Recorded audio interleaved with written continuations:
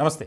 తెలంగాణ రాష్ట్రం ఆదిలాబాద్లో ఈ నెల 4వ తేదీన ప్రధాని మోదీ ఒక బహిరంగ సభకు హాజరవుతున్నారు. ఈ కార్యక్రమానికి తెలంగాణ ముఖ్యమంత్రి రేవంత్ రెడ్డి గారికి ఆహ్వానం అందింది.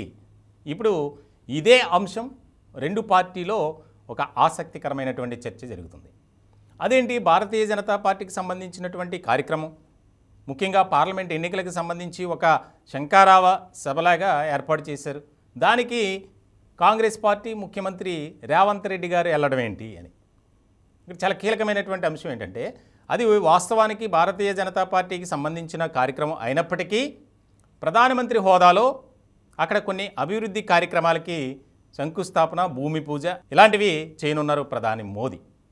ఇటువంటి తరుణంలో ఆ కార్యక్రమానికి ముఖ్యమంత్రి హోదాలో రేవంత్ రెడ్డి గారిని ఆహ్వానించింది బీజేపీ అనేది ఎక్కువగా వినిపిస్తుంది. వాస్తవానికి పార్లమెంట్ ఎన్నికలు త్వరలో జరగబోతున్నాయి. దీనికి సంబంధించి 17 నియోజకవర్గాల్లో చాలా కీలకమైనటువంటి ఫోకస్ పెట్టింది భారతీయ జనతా పార్టీ. ఇప్పటికే 7 నియోజకవర్గాలకు సంబంధించి అభ్యర్థులను కూడా ఖరారు చేసింది. ఇలాంటి తరుణంలో తెలంగాణ రాష్ట్రం నుంచి ఈసారి భారతీయ జనతా పార్టీ అత్యధిక సీట్లు మనం గెలవాలి అనే ఆలోచనలో భారతీయ జనతా పార్టీ హైకమాండ్ ఉంది. ఇటువంటి తరుణంలో ఆదిలాబాద్లో జరగబోయేటువంటి ఈ యొక్క బహిరంగ సభ చాలా కీలకంగా మారబోతుంది భారతీయ జనతా పార్టీకి. ఇప్పటికే సీట్ల సర్దుబాటు విషయంలోనూ అలాగే అభ్యర్థుల ఎంపిక విషయంలో ఒక రకమైనటువంటి కసరత్తు చేస్తున్నారు బీజేపీ పెద్దలు.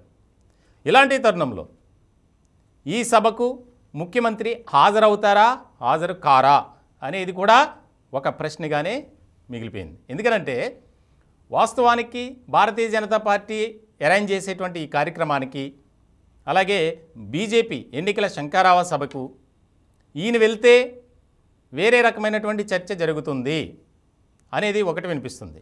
కానీ ఆ కార్యక్రమంతో పాటు అధికారికంగా పలు అభివృద్ధి కార్యక్రమాలకు శంకుస్థాపనలు, భూమి పూజలు ఇలాంటివి ఉన్నాయి.